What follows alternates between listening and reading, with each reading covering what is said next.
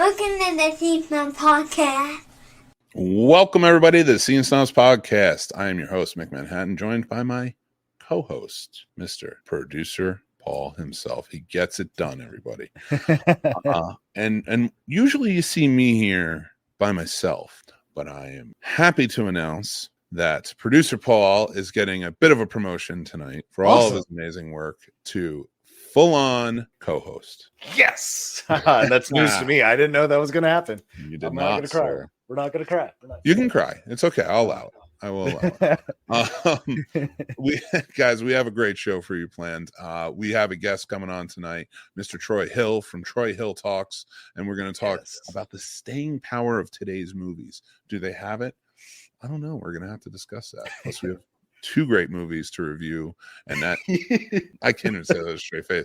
We're gonna review Atlas. We're gonna review Furiosa, Mad Max, Saga, and we're also going to talk about our time this weekend at Carolina Fear Fest. So let's have a good time. And I want to thank our sponsors of today's episode, Skillshare. If you guys want to learn something, Skillshare is the only way to do it. Jump on to Skillshare now and get a certain amount of percentage off that I did not look up before I started reading this. So go check it out in the description where I did write it. It's perfect. Who's the mystery box? Who's the best at reading that shit? It could be 5%, could be 15. Find out. Not quite sure, but we're getting there. Perfect. We're going to have a fun time with it, but I don't know what kind of it is. Also, if you guys would like to join up on Patreon, you can join up on one of our free tier, or help support the channel on one of our other tiers and get some of the perks that come along with it. And we want to thank our newest patron to sign up this weekend. Yes. Bryant Durham. And I his name is Bryant, but I prefer my T's silent. So I'm just going to call him Bryant. He's 1/4 of the Screen Amigos, and we appreciate him for joining up and, just being a supporter. Thank you. It all goes back in the channel and helps make this great. But sure does. Oh, and if you also want to be part of this Snob Nation, join up on the Discord. It's all about head on over and talk to us because we are fun. That's right. And no matter what type of movie, no matter what kind of movie you want, I mean, there's so many subcategories we have set up in our Discord. So it's really easy to be like, well, I only like this. Cool. Subscribe to just that one channel within our Discord. And that's the general just to talk. It's a wonderful testament to our amazing moderators who help out and keep it running. Yes, for sure. And if you see any merch you like, head on over. Actually, a lot of people really like the merch this weekend. I'm very happy about that. Me too. Because that means a lot to me. I appreciate it. But yeah, so I'm super excited, Paul. Congratulations. Thank you. So honored and excited. Honored honestly feels like a lot. I'm like, did I build up the expectation so much that he should be honored? I don't know about this. Yeah. And honestly, it was funny. After last week's show, before we even got to, I was going to do this, and I was going to surprise you this weekend. Gotcha. And then I was like, you know what? I'm going to save it because, and let's talk about it because we got something. Oh my God. Sure I just realized what we got. Oh, we got a couple of tattoos. We adopted a baby, everybody. No. Little Misha. It's the most adorable 4-year-old I've ever seen. Oh, that's hilarious. Anyway, we did not do that. We got couples tattoos. That's the extent of it. Next up is adopting the baby. Yep. We got the logo on our. I got mine on our wrist.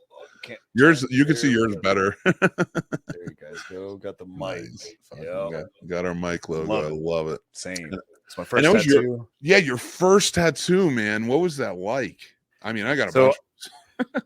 As no surprise, and we're working on it. I have some mental health issues.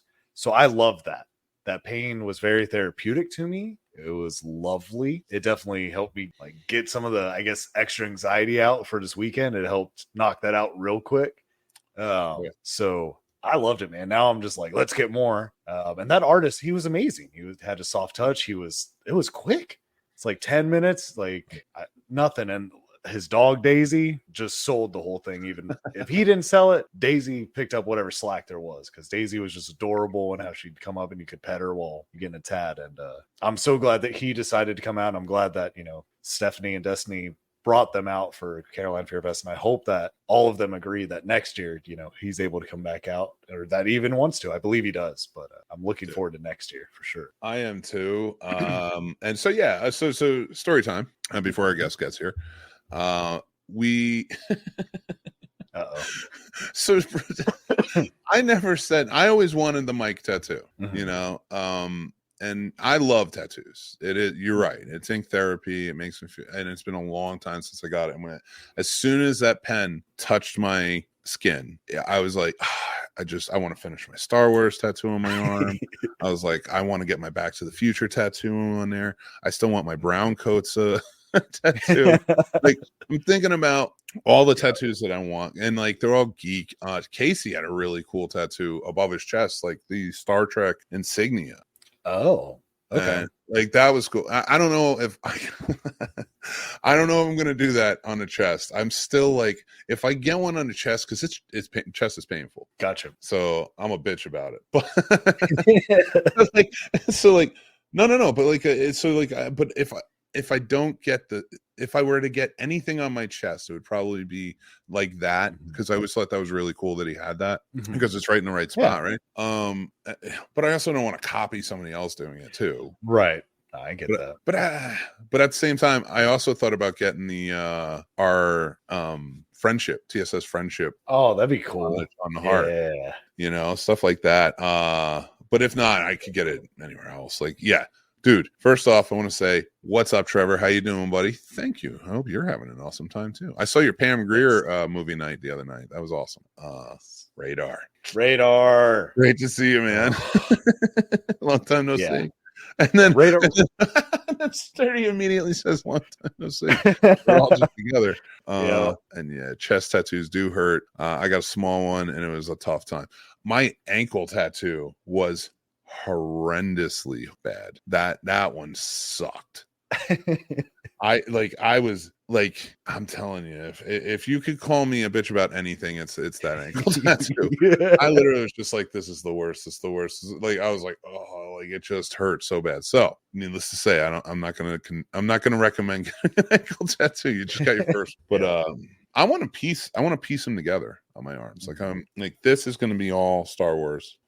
This will be, I want to get the my favorite sonic screwdriver here, and then I want to tie all of this in together with the scarf. Okay. For so that'll all be Doctor Who.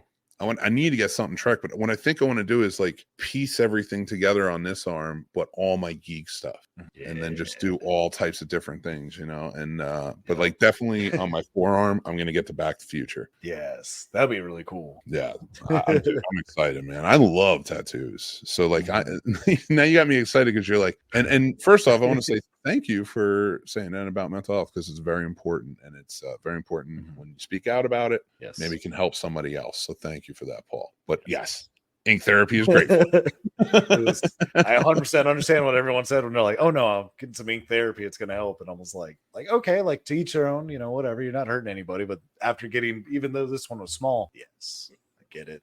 I'm there with you. Yeah, it really is. I think from here on out, like, this area, I'm just gonna.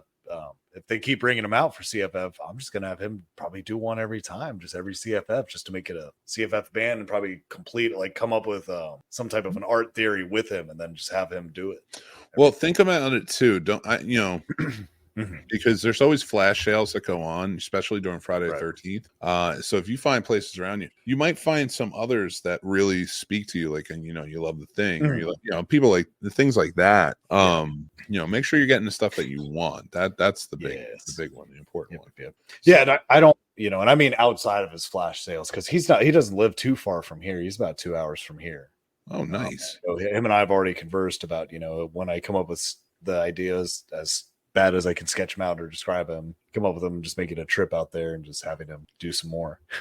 Well, it's funny too, because like, talking about that, like, you finding a really good tattoo artist that you trust and you can build that rapport with is also like, my buddy Kenny, who lives up here, amazing tattoo artist. And Mm-hmm. what I really always loved about him is he converses with you.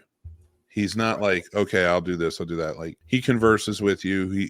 He wants to know, like, okay, what, because he wants his artwork, even if you want something that you love that other people have, like I have the TARDIS, lots of people have the TARDIS. He's like, I want you to have a one of a kind. Right. So how can we make this look? What can we do here? Like, all right, you like this, like, why don't we try that? So like that's and I got that same vibe from this guy, like that he's willing to work with you and put something together really cool. So, and that's important, man. Yeah. So you got to cultivate that stuff in all art for sure. Yes.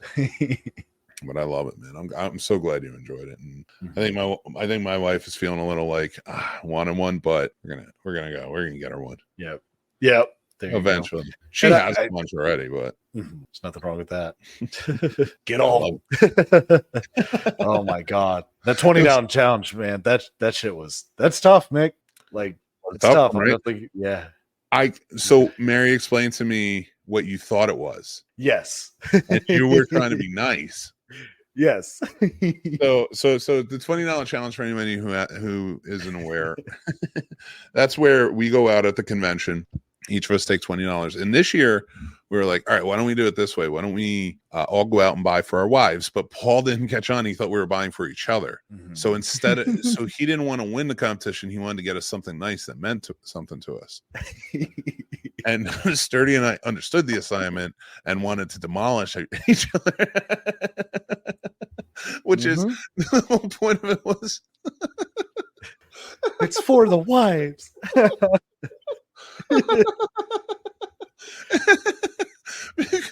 And I think that's incredibly sweet of you. I really do. But like, it's just like when she told me to, I was like, so I won. Yep. But no, Sturdy won because Sturdy is goddamn, and he went to those giblets, man. He fucking, I don't even know where he found those. I didn't even see, I think Sam said she saw the giblets somewhere, but I was like, I missed them too. Yeah. Oh, like, you fucker. You got what, 21? Yeah, he got, I think I got like 17. He got like 21. He Right. got 4, but you got really nice stuff. I'm like, but like the name of the game is you got to try and get the free shit with it. Yeah.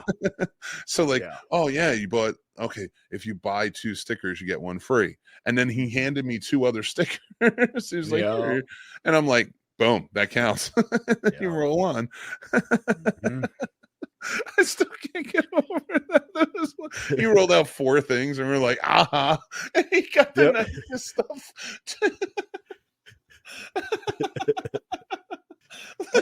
I feel like such a piece of shit. But it was so funny. Well, because I guess I was just like sad about it ending and us doing this, and I got excited about this, and like I just got caught up. I guess just because I was used to you and Casey doing it for each other, so I was like, oh, it's just us for each other. And then I was like, okay, so what'd you get for your wife? And I'm like, what? Oh shit, let me run back out. And then everyone's closing down and shit, and I was like, mystery bag, crystals, done. Like, hopefully they look amazing. And when that video gets posted, you guys, you're gonna love it, because as I'm opening it, I'm realizing what's actually in there, because I didn't even bother to before we filmed. So I'm like, oh look, here's a heart and shit like that. And I think when we examined it at home, it wasn't even a heart. You get what it was, a cloud. I was like, oh, that's cool. You're so pure-hearted too, because about it too, because you really were trying to be so nice. And we were just like, fuck it, let's go get as much as we can. And I'm on, and like, if you wait until you see my portion in the video where I'm walking around, I'm like, fuck these guys, I'm gonna go. Hell yeah, I can't wait to see that. I was like, I gotta find the most stuff. Stickers. Yep. Perfect. I'm laughing like an idiot, but I can't help it. It's so, and we had so much fun, man. That was such a good time. Oh, dude.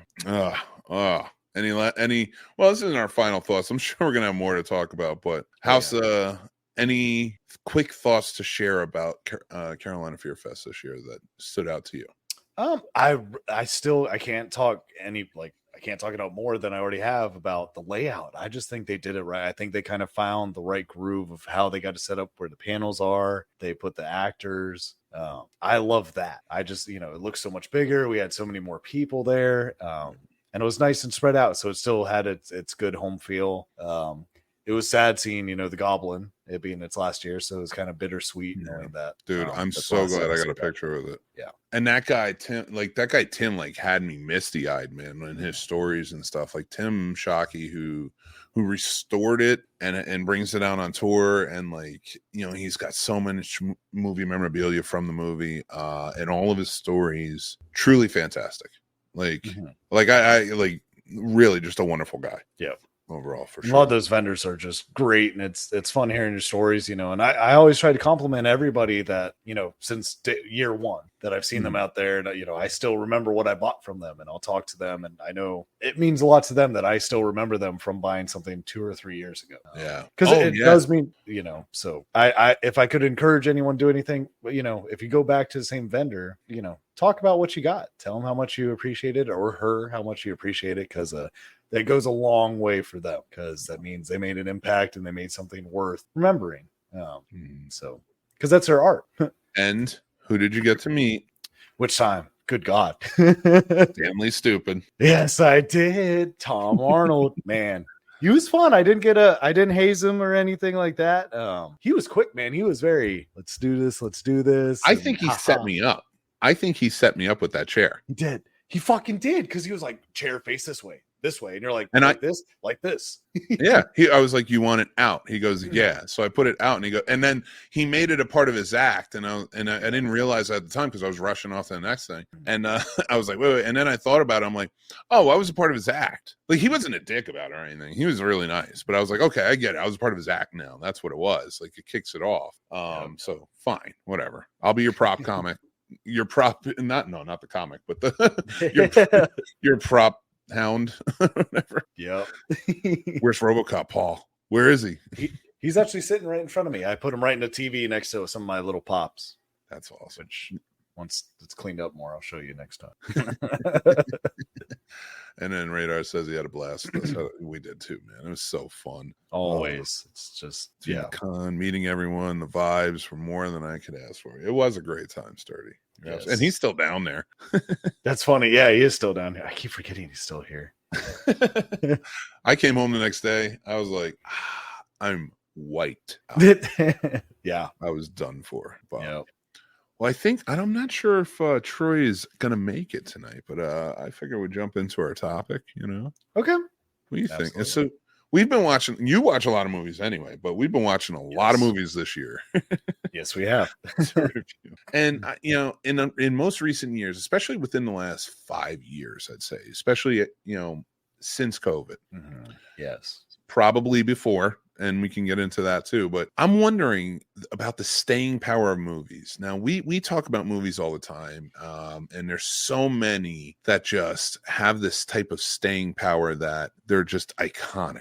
I mean, right. Back to the Future, one of my favorites, Star Wars, Shawshank Redemption is one that comes to mind. Like, these movies that, like, not everybody loves them or anything, but they're not going anywhere. You're always going to remember them. They're go-tos. Mm-hmm. I'm having a hard time. I don't see where you are. Oh, there you are. Oh, Troy's here. All right, cool. Let's bring him in. What's up, Troy? What's up, man? I apologize. I just been sitting there watching you guys, and I didn't scroll down on the phone to see that. I entered myself into the room. So yeah, I've been here. No, you're good. Brushing up on reading lips. So yeah, here I am. Well, I appreciate you, man, joining in tonight. Before we get started on this topic, though, Troy Hill from Troy Hill Talks. Troy, thank you so much for joining in, man. Thank you for having me. I really appreciate it. Yeah, I love your stuff, man. First of all, you have a voice as powerful and dominant as James Earl Jones. Yes. I heard your voice on TikTok. Like, I scroll through sometimes and I listen to reviews if I'm moving around and stuff. I heard your voice. I'm like, who is this guy? I go and I look, and you just got such a cool vibe. I watched a lot of your stuff. Your I YouTube really channel. Appreciate that, man. Yeah, I usually get that or the Allstate guy voice or whatever. So, but I have yet to get a check for any of it yet, though. But fingers crossed. Fingers crossed. soon. And Yep. And that's why I think people need to check out your stuff for sure. And everything's linked below. But I would love for you to tell everybody a little bit about yourself and your channel and what you got going on. Oh, my name's Troy Hill. I've had my channel for like about 3 years now. It's just basically movie reviews and video reactions. Now I'm delving more into sports podcasting also, because I'm a Cowboy fan. Sorry, not sorry. But so I got that on there too, and it's just trying to figure out the algorithm, man. It's just trying to figure out this big thing, because I think it's kind of like YouTube kind of forces us to be like in one specific thing, where there's like we all enjoy multiple things. We kind of want to have everything just be at one place, but they kind of force you out of that, it seems like. So it's just figuring out the riddle, you know. Yeah. And honestly, for me, like a lot of that, from what I'm figuring is like stuff like this, collaborating. Mm-hmm. Yeah. And that seems to be like the way around it, because you're gonna get your voice out there more and stuff like that. And that's why I'm so glad you could be on the show tonight, because I'm really enjoying your stuff, man.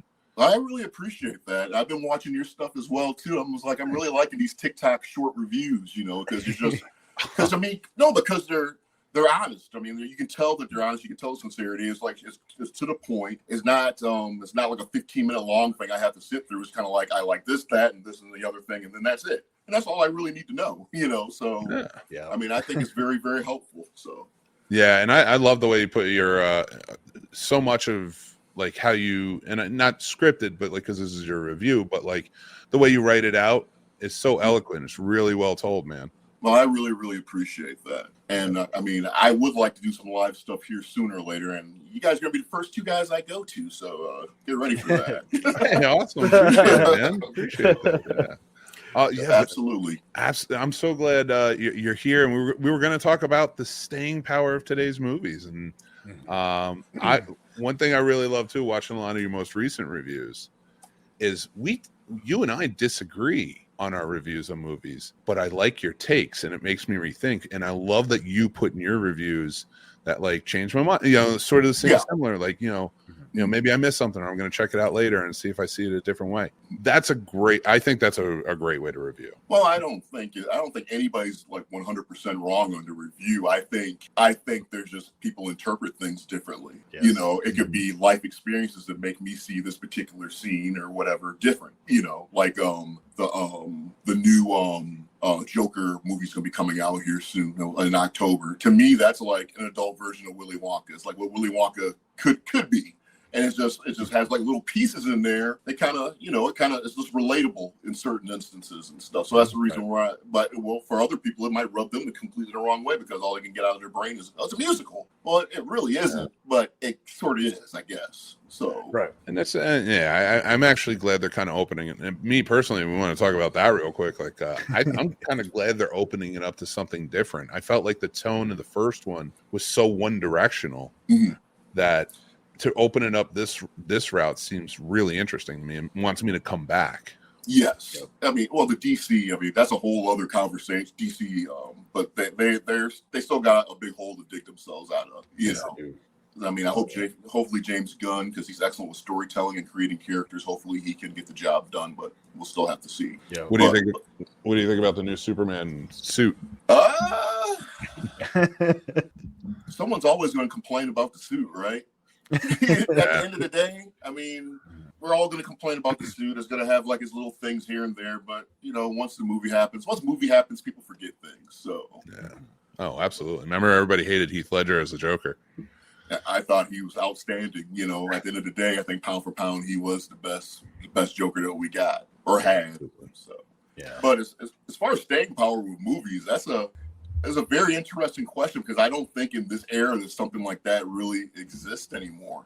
Is there name movies that you've seen, like the last movies you've seen in the last 6 months that you watched more than once? For me, it's just been Late Night with the Devil. That's actually that's perfectly answered that, because he's seen it like 50 times. That movie is badass. Yeah, I'm not gonna curse too much. I mean, because I could read your lip there, Paul. I could tell you were saying certain words and stuff when I was looking on the outside, so I'm not that comfortable yet. But maybe one day. I pronounce that F really hard. I can feel it in my soul when you sound like, wow.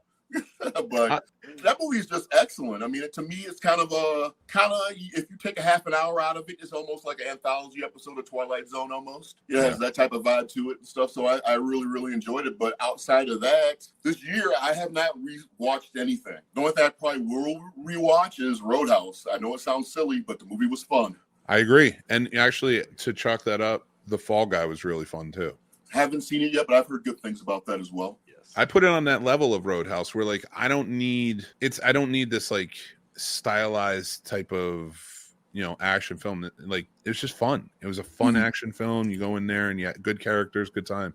And those two have been and I think Deadpool and Wolverine are going to add to that of like Absolutely. just like fun time summer action movies, which we've been missing and sorely lacking. Yes. Well, we put ourselves in a bubble. It's like every movie supposedly has some type of political point. And I think once we get to the movie theater, we're supposed to check that type of stuff at the door, because if you already have like a messed up feeling about a female being apparently overpowered, you're not going to have a good movie going experience. So why even waste your time? If you're going to nitpick like that, you're not going to have a good time no matter what movie you see. There's always going to be something that's going to bother you. And I just I erase all that stuff when I go into a movie theater. When I go into a movie theater, I want to forget, what's going on in the outside world, and I'm not dragging that extra added baggage with me into the theater. So to that point, then I would love to hear, because I have not checked out your review of Civil War. Have you had a chance to check that one out yet? Haven't watched it yet.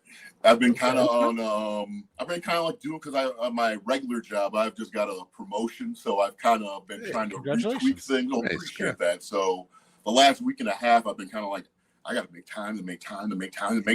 So that's kind of where I've been at. I completely get it. But if and when you do get a chance, I would love to hear your take on that, because Paul actually sold me on going to see it because of its lack of like identifying political parties. So they leave it open for interpretation. Yeah, right. It's like it's very obtuse in how it's all connected, and it's just, so I kind of dug that when I went in. I was like, all right, you can see familiarity, in the world of in events of what's going on, but like I was like, okay, at least this is a little bit interesting. It's more focused in one way and not the way I thought it was going to be. So right, that's why I kind of dug it. I mean, to me, it's just about the overall movie experience. I mean, I went to go see Marvel's, not a great movie, but I had a good time because people brought their families had their kids there and stuff, and kids were laughing and parents were getting involved and stuff. And we don't necessarily have that movie experience anymore. I mean, movies used to be an event. Like in the 90s, you got Terminator and all these movies, and people would go to the water cooler the weekend after, and they talk about these movies all week long and stuff.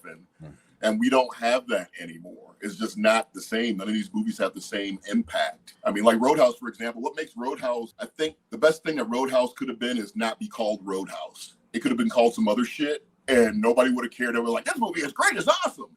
But calling it Roadhouse is what kind of damned it a little bit with some people. Right. But again, back to staying power. It's just such a. Why am I gonna rewatch something that's similar to something that I loved growing up in the 80s or 90s? Why am I gonna watch a buddy cop movie of today when there's several of them I can rewatch from like 80s or 90s? Because they're all grabbing bits and pieces from things now. And on all these movies they run too damn long. I mean, like my next review stuff is gonna be for Bad Boys. I'm gonna do original movies, and then I'm gonna do a review for the new one. But I can already tell you the problem with the originals, what they were all a half an hour too damn long. I'm old school. I like the 90-minute movie, maybe an hour and 45 minutes, and I'm out. There's no reason for an action movie to be over 2 hours or 2.5 hours, unless it's like some type of epic ending type of movie, or like a Marvel like ending of that specific phase of the series or whatever. I can understand that, but Die Hard at 88 minutes, I think, is the perfect amount of action. Yeah, and Die Hard is probably like one of the greatest action movies of all time.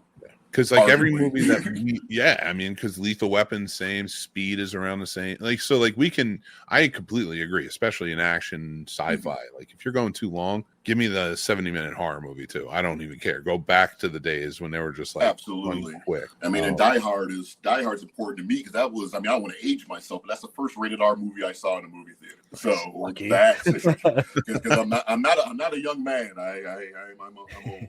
But I carry on.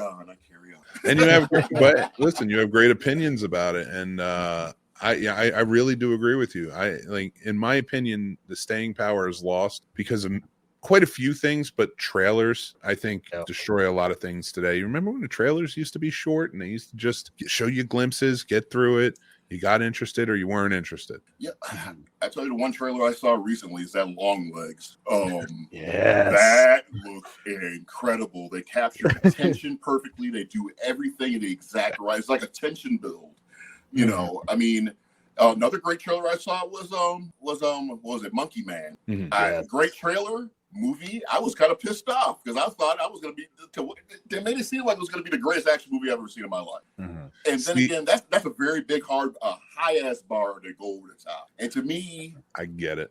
It just didn't. I mean, it's an action movie. I don't need to have all these political tropes. I don't need to have any of this stuff. I just want to see people just being boot ass the whole damn movie. Explosions. Yeah. I mean, that's what we're here for, you know. But I thought that movie ran too long, also. But yeah, people got in my ass on my review of Monkey Man. They're like, "What do you know? That's the best thing ever." I'm like, "Okay." Another one I do disagree with you on. I did really like it, but I think I agree with you on the fact that because I threw the trailer away. See, I had that thing just stuck in my head. I cannot let's see what Monkey Man and Boy Kills World. Between those two trailers, can you really tell the difference between those two trailers with a level of expectation? Oh God, no. I agree I agree. Like that's why I had to throw it away because as soon as Monkey Man started, I was like, you're trying to sell this as a horror movie. It's not. You're trying to sell this as a John Wick stylized action, and it's not. This is more on the level, in my opinion, of a better story of if you actually added a story to Death Wish. Yeah, there was actually a real story in that movie. No, I absolutely see that. But I mean, that's like another movie I'll never see. You know, again. But there's good movies too. I mean, I enjoyed Mario Brothers. I enjoyed that movie a lot. I have not seen that shit since then, and I don't intend to. I just have. It was fine for that moment in time in my life. Yeah. Because I'd rather play a video game of Mario than watch Mario in a story. So I just had to see it once. I control the story. Absolutely. Now, I think besides Late Night with the Devil, the only one that I think has staying power so far this year for me is Dune Part 2. I think that's the only other one that's lived up to the expectation where I'm like, that's going to be around and talked about for a while for me to come. That's a weekend thing for me because I still have not watched 1 or 2. Not yet. Well, I mean... Can't wait. I mean, I saw the trailer. I did a trailer reaction for it, and I got hell for that because, I mean, I'm older. I did not like the first Dune. So, I mean, but that's okay. But you got Star Wars compared to, in my generation, I'm playing with Star Wars toys. Right. No one's having a Dune battle in their backyard with toys back in the 80s. You got Star Wars sitting here. So that's what I was trying to explain to people, but they were like, nah, you got to read the book about us. I mean, all this. I was like, that's fine. I will watch it, you know, because I've heard a lot of good things about it, but it's just not yet. I mean, you don't have to read anything. I'm right there with you. Dune 1984 sucks. Yeah, that Lynch movie was just weird. Sting, we had Sting. Why did we have Sting? I don't know, but that's the thing. No, you can't say that because saying that Lynch movie was weird is saying something because every Lynch movie is weird. Yeah, the least weird of the Lynch movies. I was gonna say something silly. I was like, yeah, Sting, and then after that, he started a career in professional wrestling. But man, he just changed everything. But you are correct. David Lynch has always just stayed a little weird. I don't know. I just feel like Dune, he just kind of was like, let's just. No, you're right though. It's weird, but it's not his weird. It's like, what did you do with this movie? Right. With me, I just think it's just a product of guilty of association with what I'm aware of Dune at this point. But I will see it. I mean, my daughter, she's solid. She told me to go watch it, so I'm like, okay, I will finally check it out. But that's still a weekend thing, dude. You know. Oh yeah, absolutely. I'm just glad that there's no Austin Butler in a metal bikini bottom. I think another big problem with movies just not having staying power nowadays is just because the demand is so high for us to always want blockbuster movies coming out constantly, and the supply is endless. Yeah, So it's not like there's a difference between blockbusters and having a good story, right? And I think that's where we kind of like got the line in the sand. That it's like the executives want to make all this money by pulling on nostalgic strings and stuff now. Yes. I mean, like Ghostbusters, for example. I went to go see that at the theater, and I love Ghostbusters. I did not love that shit at all because I thought it was just, they had like 15 different subplots trying to be combined into one movie that just did not work. I mean, and the trailers seemed rushed. I didn't understand how all these spikes are shooting up for the ground. There's no casualties anywhere. There was like a bunch of problems I had before I even went into this movie. And I mean, I don't need to see a half-hearted Bill Murray anymore in any movie related to anything that I grew up with ever again. Yeah. I mean, he just had the check in his hand, just did this, and he was out. So, no, I don't know. No, I mean, what'd you think of the last one? I thought it was really good. That's the whole thing. Okay. Right. Yeah. They raised the bar. They made it seem like great story. And then this one, it just seemed, like Mick said, too many plots going on that didn't tie together. And it just seemed rushed. This was just a cash grab. And I was severely disappointed because the last one, they just tied the bow perfect. I mean, the bow was tied perfect at the end, you know, with it brings a little tear to your eye. You know, absolutely, and you know, it was perfect. So I was looking forward to this one. It just did not translate. I mean, that was the first movie I fell asleep. You ever been like watching a movie before you're just like barely trying to stay awake, and you swear that you're awake, but you're really not awake. You've been out for like 20 minutes, don't even realize it. And you don't check with anybody what 20 minutes you missed because you just don't even care. That was me. That was me last weekend for The Strangers and what was the other movie, Mick?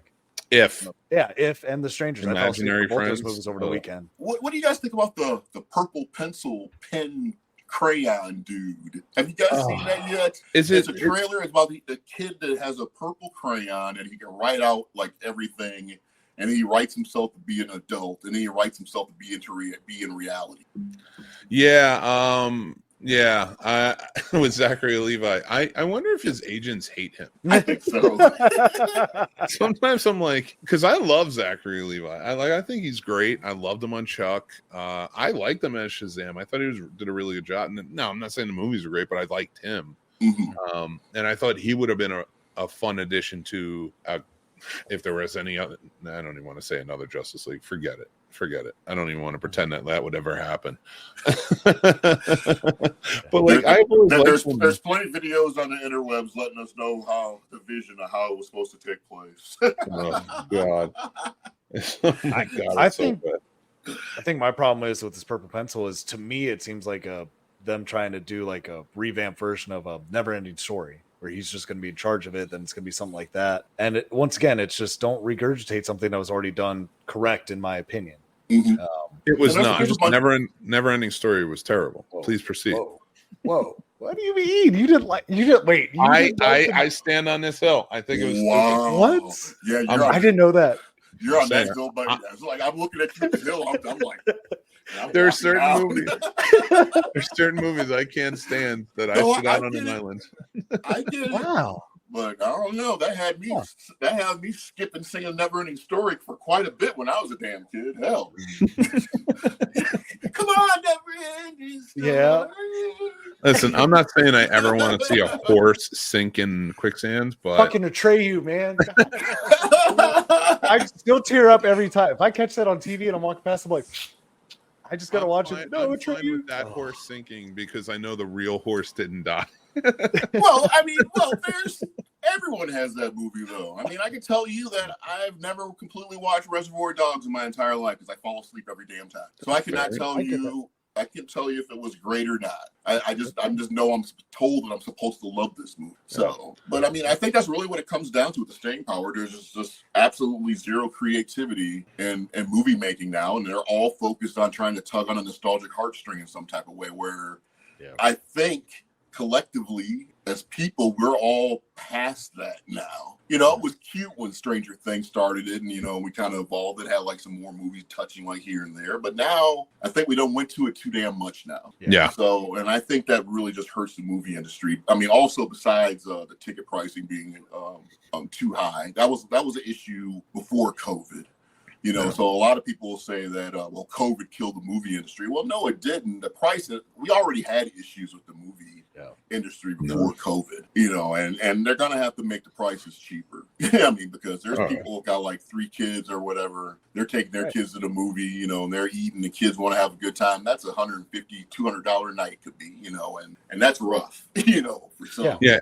And if you're going to do that, have an event, you know, like if we're going like, and that it's that much, we're getting everything we want and more. You know, like it's got to be something. Like, and I'm not saying like families can't afford to do that. You need to lower ticket prices if you want us to keep coming back week after week. But like if you want to just do events, fine, but make them interesting, not just sell tickets at skyrocketing prices and food. That's kind of okay.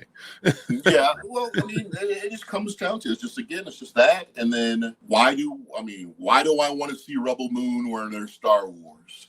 Or why do I want to see a movie about time travel when there's Back to the Future, arguably the greatest trilogy? I mean, and I'm a diehard Star Wars guy, but I think that the Back to the Future trilogy is probably the best trilogy ever made for a motion picture. No argument here. No arguments here. So where are you at? What's your favorite? Oh, so no, I love Back to the Future. I just want to fuck the Mick. I just promoted this man to co-host. I think he just lost that position to you. Back to the Future is my favorite movie of all time. It's perfect. I mean, it really, really is. And that trilogy is open and shut all the way down. Completely a great trilogy. Like it's told perfectly. Yep, absolutely. Sure plot holes, but still a really great trilogy. Like livable, breathable plot holes. I mean, there's stuff in Star Wars is still, but it's Star Wars, dude. I mean, we'll look at it this way for like staying power. When's the last time you watched one of the newer Star Wars movies versus one of the older ones? I will say Rogue One has staying power for me. Well, Rogue One's a different animal. Yeah. I think, you know, definitely a different animal. I wanted more like that. Yeah, honestly. Right? I wanted more movies like Rogue One because they did that. I thought they did that very well compared to the rest of the, I guess, Skywalker, whatever you call it. I don't even know what to call that thing. But, I mean, I think to me, at the end of the day, for the newer Star Wars trilogy, I watched it. I didn't love it. I feel it's a slap in the face of anybody that's been a Star Wars fan, because if you can't give us any scenes with Han Solo, Leia, Lando, and the Skywalker all in the same damn scene, you don't know Star Wars. Because I think that's one of the things that most Star Wars fans wanted, you know, out of anything, was just to see all those characters in one space again. I mean, I just thought it was kind of tacky what they did, to be quite honest. But then again, I mean, Star Wars, I will go see anything Star Wars that they ever tell me is coming out. And it's sad. It's sad, but I mean, there's nothing Star Wars could do to me. I mean, there's things they do to piss me off, but I'm still going to go check it out, man. Because at the end of the day, like we were talking about this earlier off camera, and we were saying like we got to stop comparing movies like Goonies to Schindler's List and being like, it's never going to live up to that. Like, there's got to be levels to what we're like. Yeah, Star Wars has gone down in a lot of its films recently in quality. No argument. But there are things coming out in Star Wars that are truly spectacular. And I'm not going to give up on the franchise. Yeah, Acolyte has my attention. Yes, absolutely. But like even the Mandalorian, great. All their animated series are great. Like, you know, Star Wars Visions was really well done. You know, I love the artwork in that. It's so that's another project of me and another friend. One of my friends from New Jersey. We're going to do a podcast because we're two guys that's never watched any animated Star Wars, but we're diehard fans. Oh, I can't wait for that. I can't wait to listen to that. So we're going to review like I think I don't want to do the first Clones because it seems like there's not a lot of dialogue in that one, right? No, there's a good amount. The Cartoon Network one? Well, that was I think that came out. The TV show. Yeah, you need to watch that. That's great. Okay. Yeah, so we're gonna figure out which direction we're gonna go in. We're gonna just review it a couple episodes at a time, just go through the whole thing. So yeah, because they had the movie. And then they had the series, which just wrapped up not too long ago. It's great. You'll love it. Rebels is great. There's a lot of really fun stuff. The Tales of the Jedi, Tales of the Empire came out. So like they're putting out some really quality stuff there. So I think Star Wars is always going to have that staying power because of that nostalgic connection and the TV shows. You know, and if they build up the quality of movies, and just get better and better. Yeah. Well, I mean, there's Frank, like Fast and Furious. I think that's another thing that's kind of ruined the movie going experience, and because I can't tell the difference between. I mean, just imagine it. Some of your closest friends and stuff, they were some thieves, some punk thieves, are stealing DVD players. Now those guys, 5 years later, they're international super spies that have like superpowers apparently, and they go to outer space. Oh my god! I mean, Yeah. Yeah. Yeah, they did that. every bit of what you just said is true in that franchise, and it's not a Marvel franchise. They would steal DVDs and have a big family dinner at the end of it and stuff, and that was them. And now, hell, they might be battling dinosaurs in the next movie. Who knows? Yeah. I want to play a trivia game where I just name things that happen in franchises, and you have to guess the franchise. And I'm going to start with the Fast and the Furious.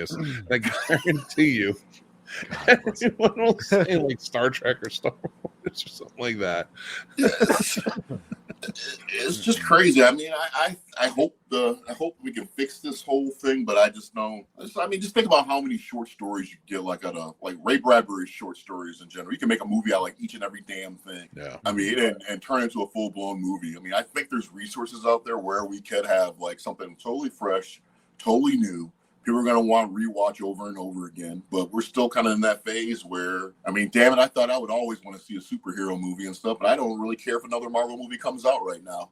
Yeah. I'm over it. Honestly, the fatigue set in. I mean, after Endgame, they could just like let that stuff sit for a decade and then try and reboot something, but they've just kind of gotten their own way now. It's all muddled now, and there's really no fixing it. No, there really isn't. Well, let's see if Deadpool does his damnness, but I doubt it. See, I mean, it's not going. Yeah, it's still gonna leave something, and it's sad. I mean, I'm excited for the new James Gunn DCU. I'm excited about that, but because Peacemaker was a badass TV show. Yeah. Because he knows how to create characters, obscure characters that, like, in a most normal circumstance, you wouldn't even give a shit about. But the way he presents them, that guy's like your best damn friend or whatever after 2 episodes, So and he has the knack to do that. So I'm all for it, but we'll have to see. Yeah. Well, Troy, we're actually gonna let you go, but before we do, I want to ask you something. Yes, sir. Name a movie that you think has staying power that came out in the last 5 years? Paul, I'm going to ask you the same, and I'll answer as well. Last 5 years. It's a tough one. It is a tough one. It took me this whole episode to think about it. Because I'm trying to say something. I'm trying to think of something that's kind of like recent that I've seen. I think Wonka actually has staying power. It might sound silly, but I really do. Okay, I think that's a good choice, personally. Because I mean, that movie jacked me up at the end with the whole mother thing and all that. I mean, that movie pretty emotional for me and stuff. So I think Wonka's definitely up there. I love it. But there's nothing else that kind of just like sticks in my brain. That's just like 5 years from now. Oh, you guys got to see this because this, that, or the other. I don't know if there really is something. Paul, how about you? What do you think? So if we're saying the last 5 years, I'm going to have to go with my shirt and say Get Out. I'm going to say Jordan Peele's Get Out is one I think, 10 years from now, if I meet someone, they're like, is this the last 5 years, though? I believe so. I think it's been longer than 5 years. Oh, is it? 2017. I think so. Fuck. I won't give that. But no. You failed. Well, then I'll say Us. I'll go with Us then, which is still a great choice. 2019. I'm not giving. That's 5 years. I'll give that. Us is a great choice, but it's that's a great choice. And Nope, I think works too. Yeah, I mean, Get Out was that was a badass movie. Jesus, it's just revolutionary. Really I just didn't expect it. Like, I went to that theater by myself because no one was seeing the new Jordan Peele movie, and it was Thursday night. I worked at the theater at the time. And my roommate now was my GM, and I was like, "Hey, man, do you mind if I just go watch this?" He's like, "Yeah, no one's in there." And I was sitting there in silence at that, and was like, "Everyone needs to see this." It's just, if you just watch it, just even as a horror movie, it's great. It had the scenes built, the tension, all that. I'm like, and if you look deeper, the more you look into it, the deeper it gets, and you're like, "Wow, Jordan Peele did his research. He cared. Everything means something." I was amazed. And then, you know, within a couple weeks of that, then all of a sudden everyone was starting to see it. So you didn't expect a Key and Peele theme song when you sat down in the theater. Like it's gonna be well, that's what I thought. You know, I honestly was like, oh, okay, this is gonna be, you know, kind of like Jim Carrey's, what was it, 13? I was like, you know, it's comedian doing a, you know, horror. I'm like, it might be okay. But then I didn't expect Get Out or Us or Nope. Like he just that. If you watch Key and Peele though, like you could tell he had a good horror eye. He did a lot of horror skits on that show that like I love this. he was really good at filming that stuff, and it was always funny. But I always looked at like comedy and horror as sort of interchangeable in terms of direction. Mm-hmm. I always thought like if you put a really good comedy director in to make a horror movie, they could do really well, and vice versa. That makes sense with Halloween 2018. That makes sense with Halloween Kills with Danny. Was it Danny McBride? Yeah. I mean that makes sense to me. I mean I'm a big Halloween guy. So very cool, awesome. We're definitely have to get you back on and talk horror. Halloween is that's a thing. That's a thing. Well, to agree with our buddy Radar here, Late Night with the Devil, I think. But I when I say staying power, I feel like indie movies do ultimately have a lot of staying power because there's so much. It's cult, you know, for the most part. A lot of those indie things. So like they're always going to have some sort of following, and followings can always grow. Like the staying power of like the big movies, like we're talking about, like you don't see it like you did back in the day. Like we talk about Pulp Fiction or stuff like that, like stuff that really stands out. My choice for this in the last 5 years I'd probably say Maverick. That feels like just one that like you could watch over and over again. It's a lot of fun. No, that's a good, very good. That's actually a very good point. That was a very surprising movie in terms of something being that so far. I mean, so many decades away from the original for it, like where because it could have easily turned into like Coming to America 2 or some shit like that. I mean, it really could have. Yep. Yeah, I listened to that episode of your show. God. I mean, it really could have turned into it, you know. But no, I think that's a great choice for sure. Yeah, and honestly, that's one I don't mind the original, but it was never one of that was a go-to to me. Like the jocks really always loved that movie growing up. So like I was like I like it, but it was like it's too much testosterone for me. I'm good. Like I don't need all that. But like the second one, I was like, it's so much more poignant and a good story behind it. I was like, thank God that first one exists because the second story was enhanced by Goose and everything else. But it's far superior in my opinion. They took it to a better place. Yeah, the staying power of all the movies we mentioned, you know, it's good to know because I was really wondering about this, but you guys reminded me that there are some things still shining through and holding on, and that's important in movies for sure. Oh, absolutely. But I want to urge everyone to go and subscribe to Troy Hill Talks. I'd appreciate that. Yes, and like everything, and make sure you're supporting. And Troy, I would love to have you back on. Especially now I know you're a horror fan. We have a lot to talk about. Yeah, just let me know the time and place. I'm down. But before we go, where can everybody find you, follow you? And definitely on TikTok. Go follow him on TikTok. Great videos over there as well. But please let them know where you are.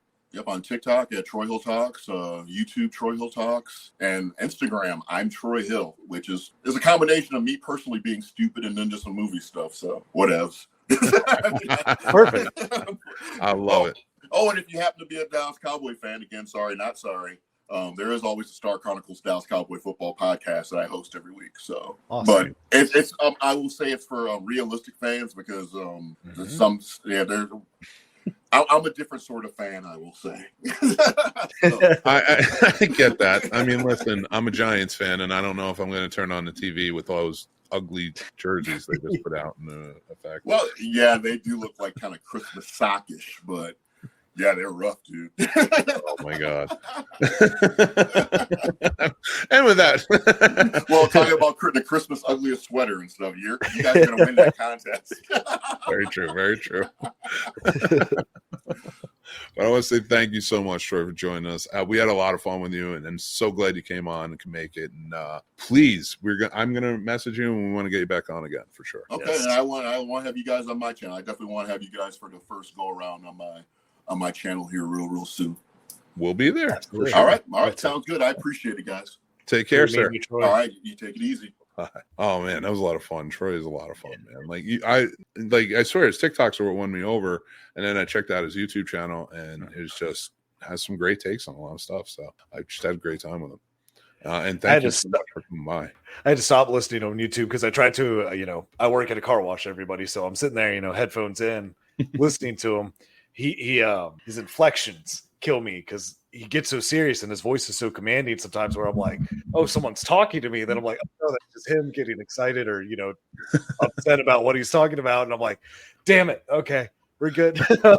You do get preoccupied because it is very commanding, commanding voice. But like the opinions, a lot of the opinions that I disagreed with in my initial reviews of certain movies that he was reviewing, his opinions really opened me up, and that's what to check something else out or think about it a different way. So I dug that a lot. Even with Monkey Man, I had high praise for Monkey Man, but I definitely I started looking at it with a more analytical eye, especially so I do appreciate those sort of insights. But I guess let's get to our reviews. Yay. We're reviewing tonight Furiosa, Mad Max Saga, and Atlas. Let's start with this one. Okay. I don't have much to say about this one, although I don't know how this is the worst Jennifer Lopez movie this year. She made 2 movies herself, and this is the worst Jennifer Lopez movie this year. I'm going out of the gun. You want to know what this movie's about? Watch iRobot, Blade Runner, Terminator 2. Pretty much throw any sci-fi movie in the last 30 Pacific years. Rim. Pacific Rim, Alien, everything. It's just this movie is so hollow and so short on story and everything else. It's disturbingly bad. Edge of Tomorrow, another one they stole from. Every aspect, but all of those movies have something in common. They have everything. Everything this movie stole from them wasn't a story. It was just pieces of their stories, and it doesn't understand it. And I'm sorry, but if in any description that they have to keep, first of all, they said it in the description in the movie. They say it in the trailer of the movie. All of the characters say it about her in the movie. I don't know if she's contractually obligated to make sure that she's called brilliant over and over again by everybody who works with her, because that's all they kept doing. We know you're brilliant. We know you're brilliant. We know you're brilliant. And she really isn't. She spends most of the time crying and doesn't know what to do. Yeah. And the computer AI has to talk her down. It's so ridiculous. I believe that Denise Richards' character in that James Bond movie where she played a physicist was more believable than anything Jennifer Lopez did in this movie. Anything Jennifer Lopez. I don't even know if Jennifer Lopez was actually there. That's fair. I mean, I'm not saying she wasn't. I just don't know if she was. Yep. And with that being said, Paul, what did you think of this abysmal piece of crap? Let me give you a different perspective of how great this movie. No. So we were coming off the con, so we were just looking for something to watch. It had just been released. We're like, why not? I like sci-fi. I typically enjoy her. Like you said, it was very hollow. I mean, the best part was, the only good part of this movie, in my opinion, is just the dialogue between her and the AI, just being sassy with each other. But past that, like you described very perfectly, Mick, it's just a mixture of all of your favorite sci-fi movies kind of merged into one, but they're not meant to be merged together. So you're just kind of like, okay. And then, there were too many questions for me plot-wise. And I get plenty of movies I love have plot holes, but this one, it was like you have an AI that took out a lot of humanity, 3 million humans, and then went to some random planet and is hiding there. Well, if there are no humans there, why are we not just blowing up the planet? I'm not saying that any life deserves that, but if nothing's there and that's a problem, why is anyone going, let's get him and bring him back? And fuck that. Nuke the bitch. Problem solved. Yeah, well, again, and just to point out to that, it was some off the wall, not bullshit, non sequitur. They want him alive because they want a CPU, which was basically Terminator 2.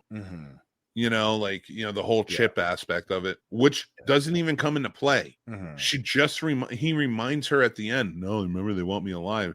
And she kills him and was like, they just want your CPU. Yeah. And then so you couldn't do this the whole time. You couldn't tell them that. I can kill him and get a CPU. Don't worry about that. Yeah. They didn't know that.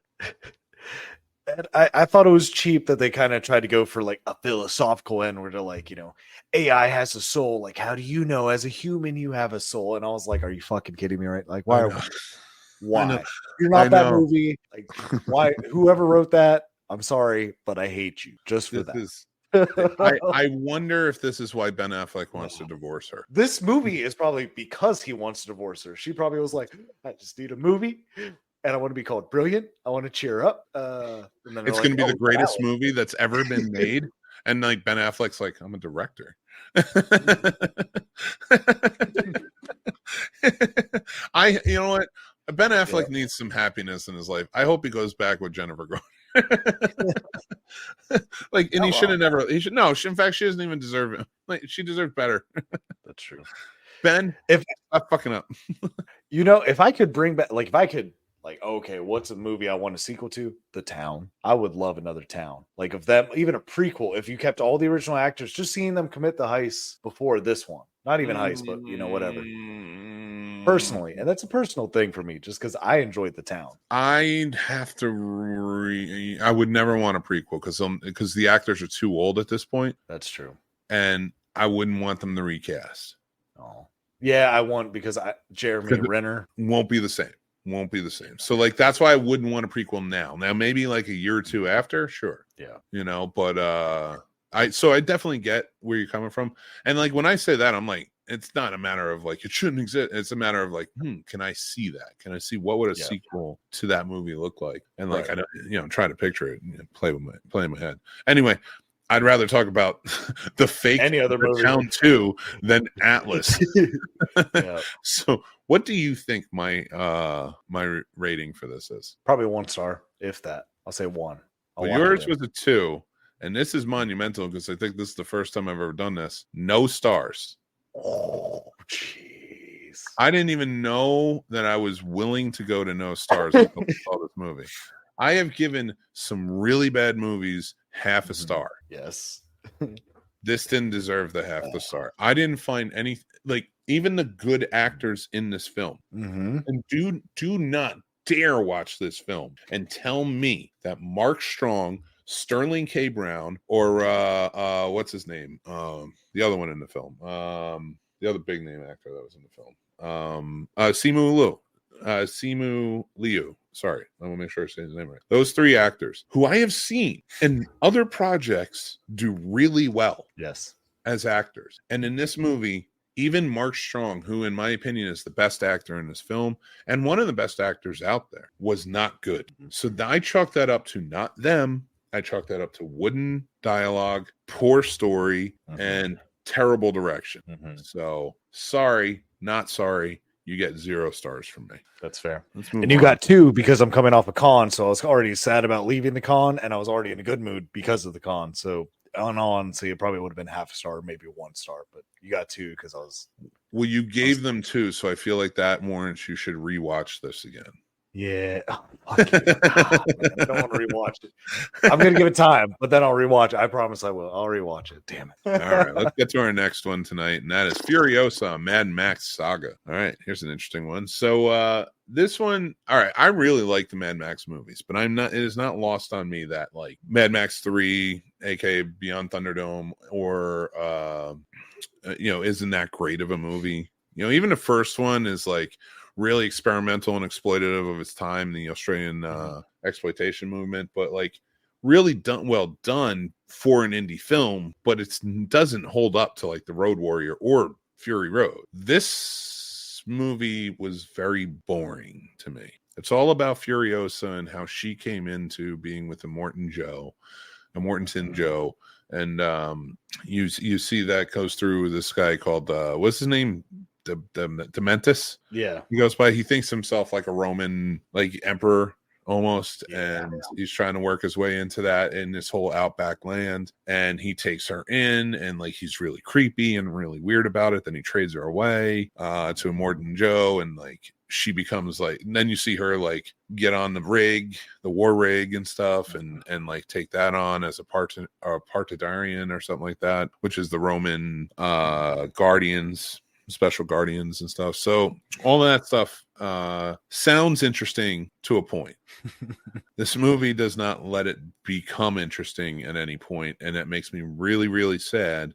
And I don't know, but I'm going to ruin it for you now. There's a weird Mad Max cameo in it that just like, I'm like, why? Why would you do that?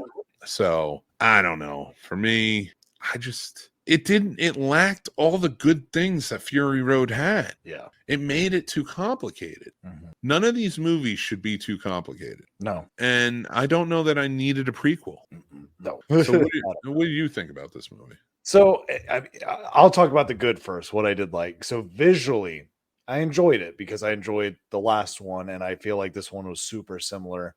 I do like how the scenes are shot. I love Miller, how he does his action scene. I'm not gonna, I would argue he's probably one of the best action guys right now for me personally. So I did enjoy that aspect. Now, as for story and everything, this movie was too damn long. It wasn't that good. I mean, you could see it on Anya's face, even though she's an actress, and I'm not saying she's not a great one because she is, but you could tell she was over filming this midway through, just even in the movie. I feel like she regretted choosing to be in this movie just because I mean, I just don't think they let her shine. To me, Chris Hemsworth shined more than she did, and it's a movie about her.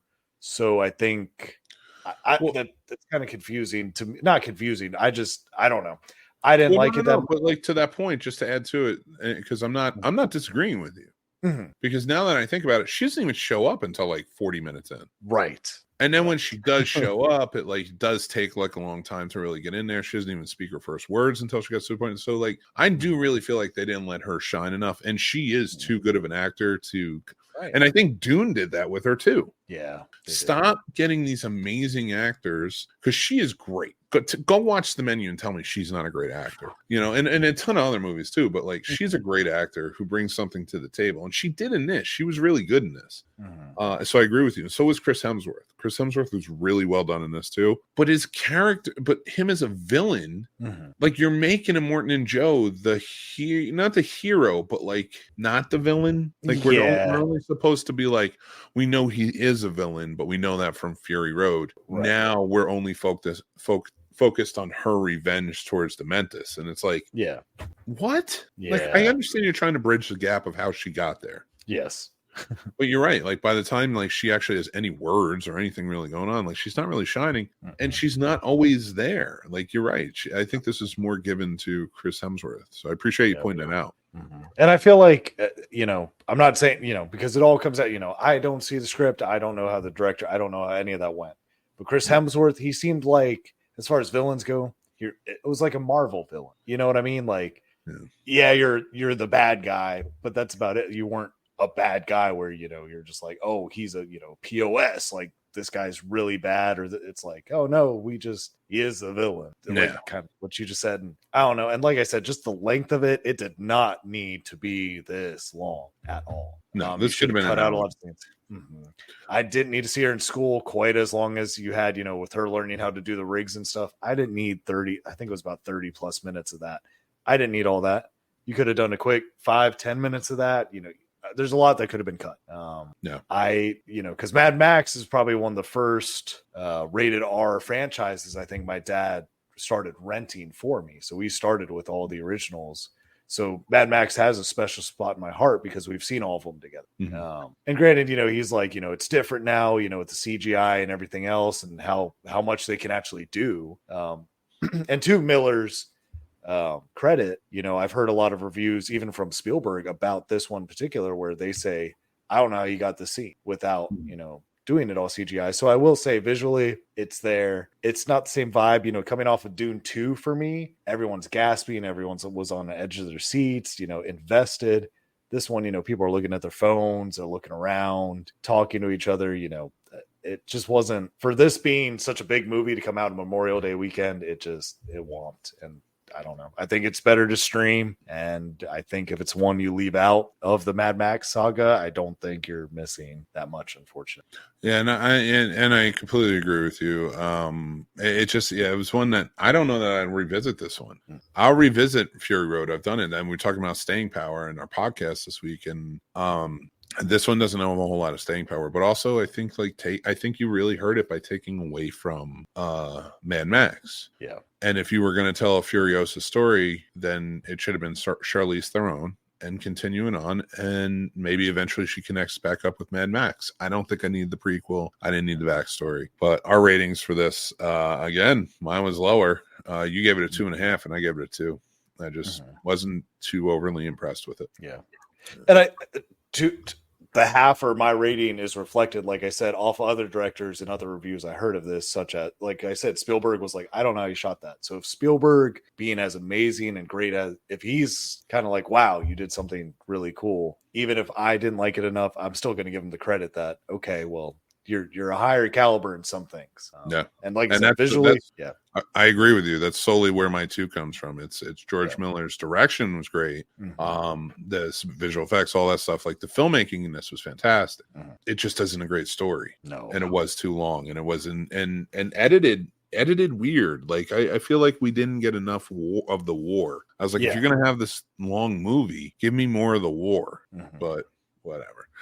Anyway, Mick's movie pick for this week comes from 1974, and that's right, it is Blazing Saddles. If you haven't checked, where the white women at? I absolutely love this movie. It is raunchy. It is highly comedic, and has a lot of very offensive jokes for its time, maybe even by today's standards, but they were all done in fun and in jest in such an amazing way. By Mel Brooks. It was written by Mel Brooks and Richard Pryor, and just really a terrific and fun movie. And we are going to be talking about it on tomorrow's classic film review from Snobs Film History, so you can go check out more about the movie. But if you haven't seen Blazing Saddles, go watch this film. Paul, tell them how you feel about this movie.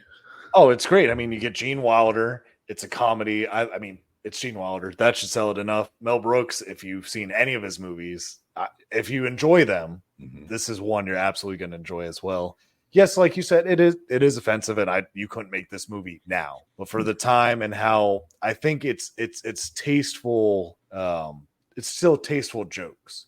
I do think, they go too far, like it couldn't be made now, but it's not over the top offensive where you're like, I feel uncomfortable or this is bad, because they did it in a way that was absolutely meant to be funny. And it was funny. It wasn't just nonsense or shock value of just saying something completely not okay, just to say it.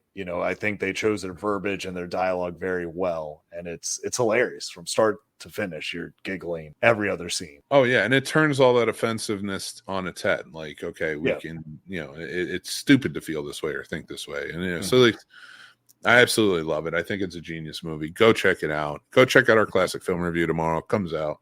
But it's that time. It is that time. We are going to say our goodnights, and we have a pretty late week after the con. Next week we'll probably be back talking about the con again and having some more fun with some more topics. But if you guys like the channel, you like what's going on, not just the podcasts, but all the shows that we put out, all the other events that we got going on, we really appreciate it if you come over and maybe join up on a Patreon, which now serves as our newsletter and our links to everything. So you can go check it out, get more news there, get blog written reviews, other podcasts that are exclusive to there, shows that are exclusive to there. But it all goes back into helping build the channel out and making it as best as I can. And we're just having a good time with it. So please join up on the Snob Nation and hang out with us. But I want to thank my co-host, Mr. Producer Paul. Paul, would you like to say anything before we get going, sir? Hey, you guys, anyone that's watching from the con, thank you for liking and subscribing and listening to us. It was great meeting all of you. It was fun getting stumped by all of you. Just thank you for everyone that's just always around. It's nice seeing the smiles. It's nice seeing the comments. Thank you, Mick, for making it an awesome con. It was very enjoyable. Your panels were very clean. They were just nice and smooth. And until next time, you guys remember, keep watching, keep listening, and keep enjoying the magic of movies. I love it. All right, yeah, guys. Thank you again to our sponsor, Skillshare. Go check them out in the link below, or any of our other affiliates. Whatever you're looking for, we probably have it down there. And thank you guys for all watching, supporting, and being a part of it. Like he said, that's what it's all about. We love movies, and we know you do too. So join up in the Snob Nation, hang out with us. Remember to be kind, stay classy, and take care of yourselves because that's important. And until next time, I'm Mick Manhattan. I'm co-host Paul. And we will talk to you very, very soon. Take care.